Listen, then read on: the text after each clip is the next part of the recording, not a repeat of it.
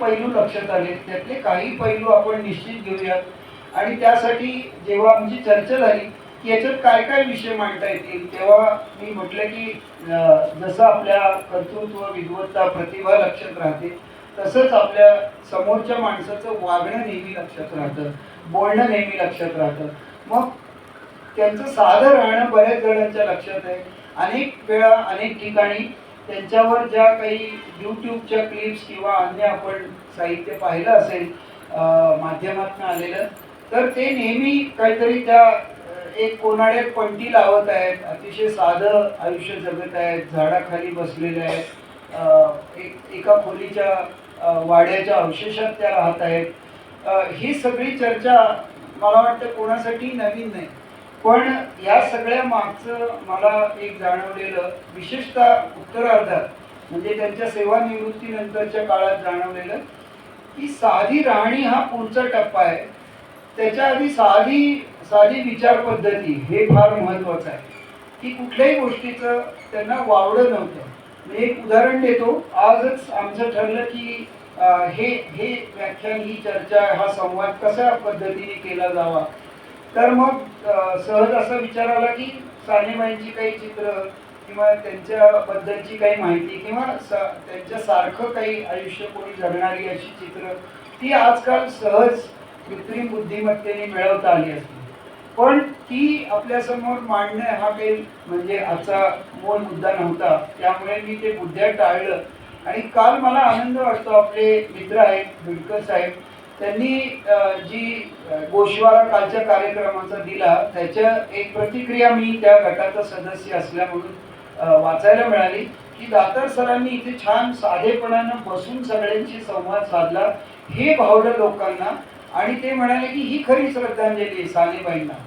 मग मला वाटलं की बरोबर आहे, हे म्हणजे असंही पाहणारी लोक आहेत की कार्यक्रम साधेपणाचा म्हणजे बरेचदा असं होतं की एक मोठा राष्ट्रीय आंतरराष्ट्रीय परिसंवाद असतो ज्याच्यात अगदी हमरी-तुमरीनं पक्षी वाचवा म्हणतात आणि बाहेर जाऊन चिकन खातात.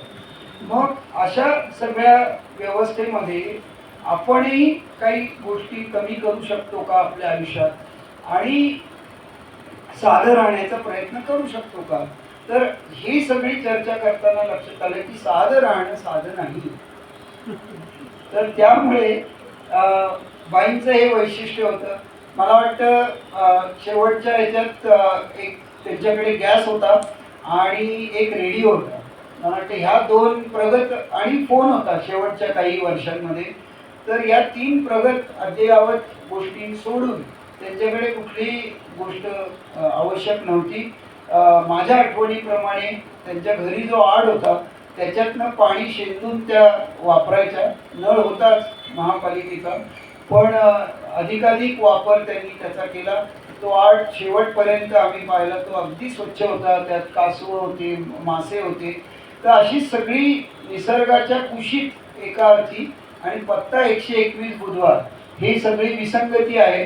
कारण आजूबाजूला आपण बघितलं तर अशा आकांक्षांचे बंगले इंगले उभे असलेले आणि मध्यंतरी एक छोटासा वाडा, तोही बऱ्यापैकी पडलेला. पण बाई जुन्या आठवणी सांगायच्या की तो वाडा एकेकाळी कसा होता, पुढे काय ओसरी होती, हे सगळं आम्ही कोणी पाहिलं नाही, पण हे एकेकाळी होतं.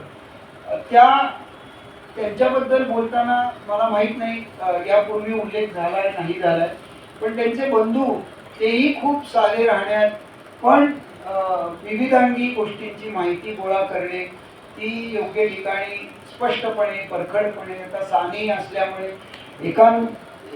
एकेरी हे असलं आहे एकारांत, पण शेवटी हेही कुठेतरी समाजामध्ये आणि आपल्या सभोवताली अतिशय महत्त्वाचं असतं.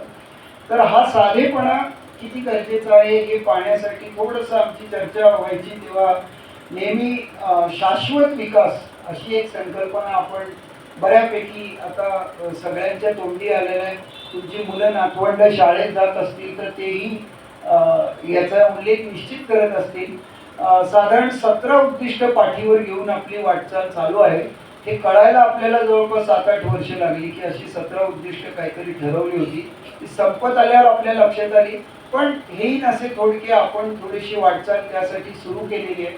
तर हे करताना लक्षात आलं की हे काय आहे, कशासाठी शाश्वत विकास का करायचा.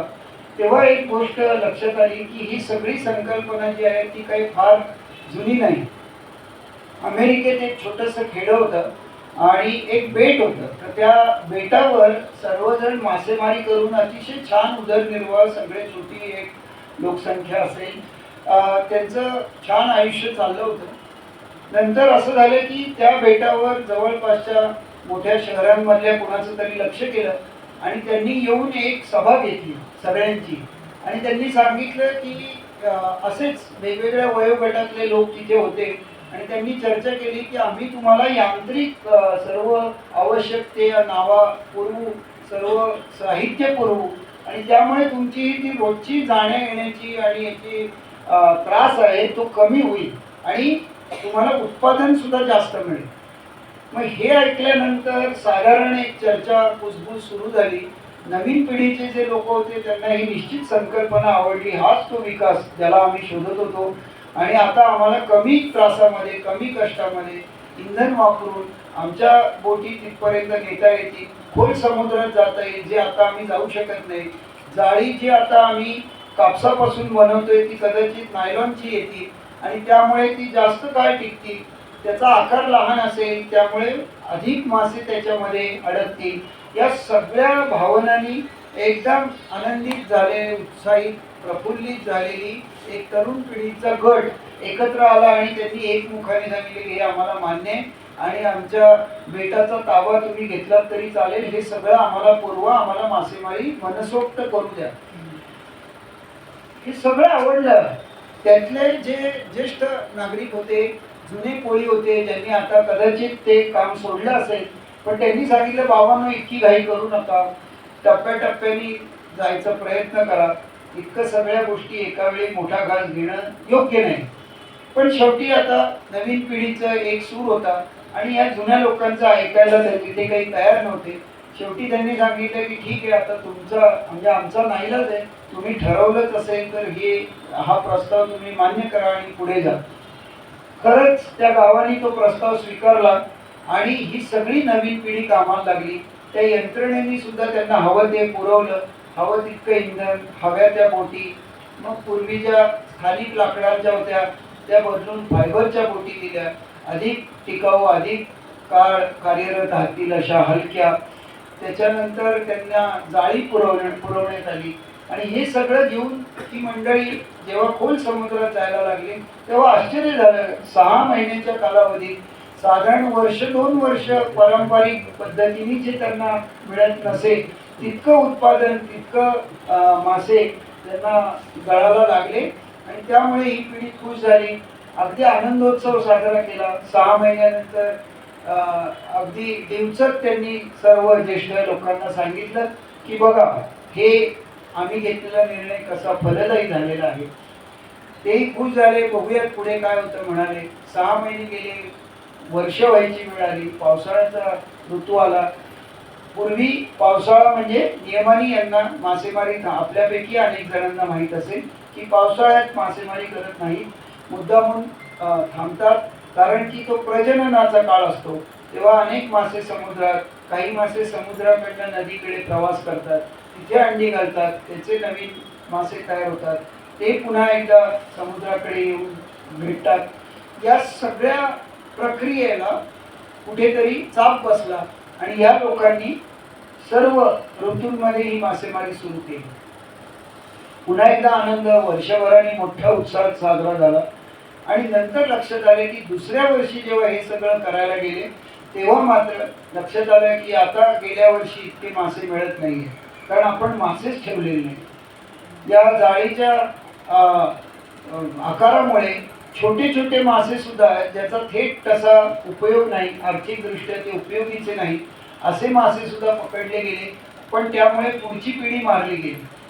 हे सगळं लक्षात आल्यानंतर वर्ष 2 वर्षानंतर त्यांना लक्षात आलं की हे जो आपण विकास म्हणतो तो पहिल्या टप्प्यातला तो काही विकास नाही आणि म्हणून आपण काहीतरी सुवर्ण मध्य काढायला पाहिजे. जे ज्येष्ठांनी सांगितलं होतं ते योग्य आहे, त्याच्यातनं काहीतरी मार्ग काढू आणि त्यातनं एक